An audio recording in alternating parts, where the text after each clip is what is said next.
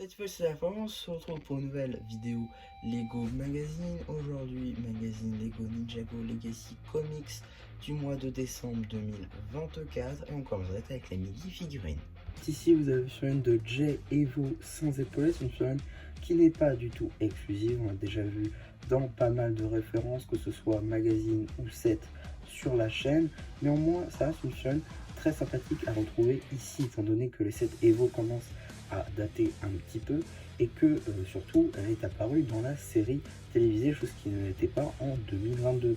Et pour les nouveaux fans qui n'auraient pas acheté les sets pensant que ça n'apparaîtrait jamais, la retrouver ici peut être un bon moyen de la voir. Parce qu'il y a de la cagoule, bon, du dual molded avec du bleu et du cool yellow, parce qu'il y a de la tête du film, qui est l'une des très rares opportunités de la voir aujourd'hui, donc encore un bon point. Pour ce qui va du torse et des jambes, pareil, hein, ce sera de la figurine Evo. Donc appréciez juste ici la première expression faciale, ici la seconde un peu plus souriant, avec l'arrière du torse qui lui aussi est magnifiquement imprimé. En termes d'accessoires, un simple katana en cool yellow. Juste ici vous avez la mini-figurine du Nindroid Unmasked version Legacy, une figurine qui est loin d'être inédite ou même exclusive, hein. On est sur une figurine qui est disponible dans beaucoup trop de sets.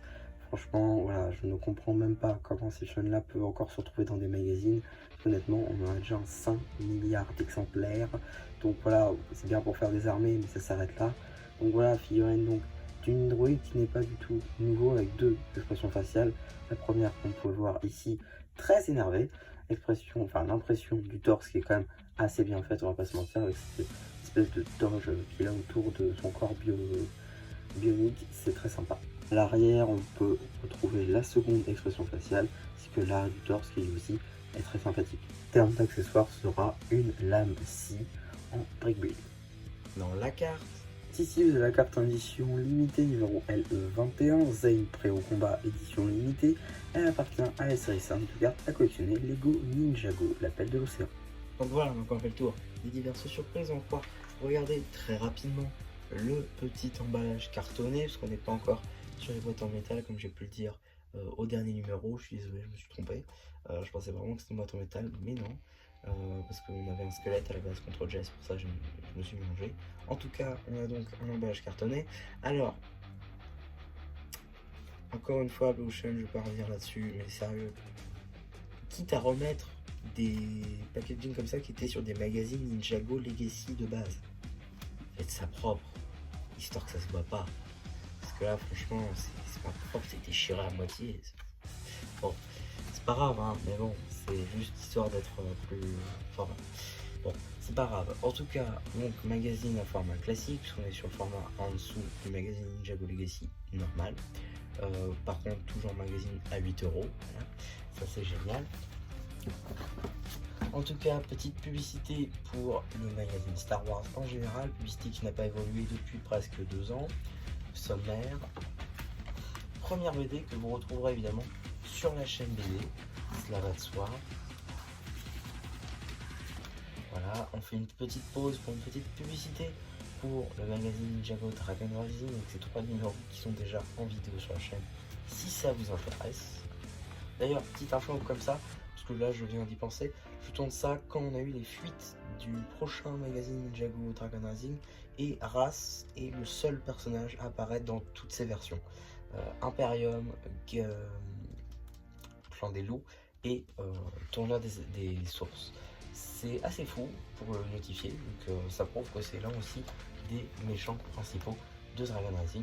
Je pense qu'ils reviendront souvent. En tout cas, on continue sur la BD avec les vipères juste ici, la suite et fin, j'imagine, juste là, voilà, de la BD.